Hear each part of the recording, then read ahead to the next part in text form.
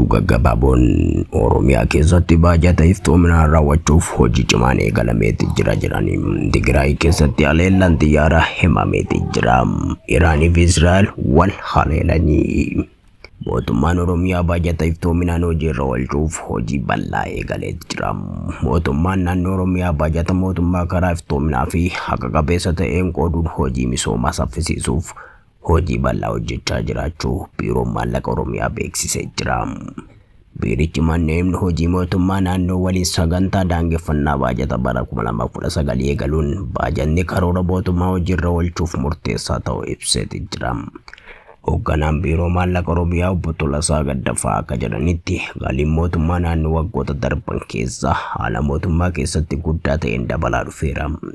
Akka isaan himanitti qoonni baajata galii keessaa mootummaa naannoo irraa argamu yeroo darbe keessa parsentii 25 gadi ture, yeroo ammaa gara parsentii 70tti ol guddateeras jedhanii jiru.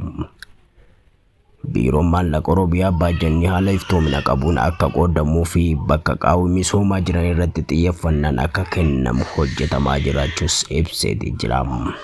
Piroojektota jalqabamanii xumuramaniifis dursa kennuun bara baajataa itti aanu keessatti hojii irratti akka oolu himameeti jira. Mootummaan akkasumas hawaasni gibira kaffaluu fi qaamoleen mootummaa baajata hojiirra oolchuu keessatti itti gaafatamummaa isaanii ba'uun mootummaa deeggaruu akka qaban waamichas dhiyeessaniiti jiru.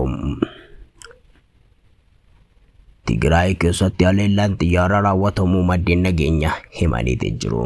Maddeen nageenyaa oduu viizhin waliin haasa'an akka inni itti himanitti xiyyaaronni waraana mootummaa federaalaa naannoo Tigraay keessatti haleellaa raawwachuu isaanii ibsaniiti jiru.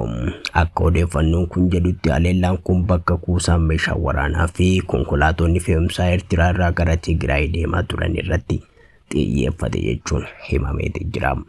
Naannawaa Shiraaroo fi Gamaaloo keessatti dho'iinsi guddaa yeroo dheeraaf dhaga'amaa ture jechuun jiraattonni mootummaa miidiyaa keenyatti himaniiti jiru. Abbootii mootummaa federaalaa haleellaa kanaan wal qabatee balaaleffachuun ibsa baaseeti jira. Gareen kun haleellaan humnoota nageenyaa hojii idilee isaanii irratti bobba'anii turan irratti raawwatame jechuunis mootummaa federaalaa komateeti jira. Haa ta'u malee mootummaa federaalaa irraa hanga yoonaa gabaasichi qophaa'etti ibsi mootummaarraa kenname hin jiru. Iraanii fi Israa'el walaleeluu walitti bu'iinsi mootummaa lamaan jidduu hammaataa jira. Eegdonni warraaqsa Iraan buufataalee humna qilleensa Israa'el keessaa Naavitiin fi Teelnooviif irratti haleellaa raawwachuu isaanii beeksisaniiti jiru.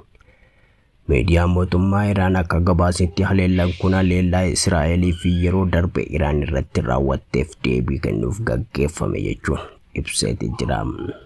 Kanaan dura sagaleen dho'iinsa guddaan magaalaa Teheraan, Teebzaarii fi Isfahaan keessatti dhaga'amu miidiyaaleen mootummaa Iraan gabaasaniiti jiru. Gama biraatiin humni waraanaa Israa'el wiirtuu oomisha boba'aa Iraan kibba bahaa biyyattii Mahashar keessatti argamu irratti haleellaa raawwachuu isaa ibseeti jira. Miidiyaan mootummaa Iraan haleellaan sun miidhaa geessisuu mirkaneessuus hanga ammaatti lubbuun namaa darbuu fi dhiisuu irratti odeeffannoo guutuu hin kennine. Walitti bu'iinsa mootummaa lameenii kunniin naannichatti yaaddoo nageenyaa guddaa uumeetis jira jedhaniiti jiru.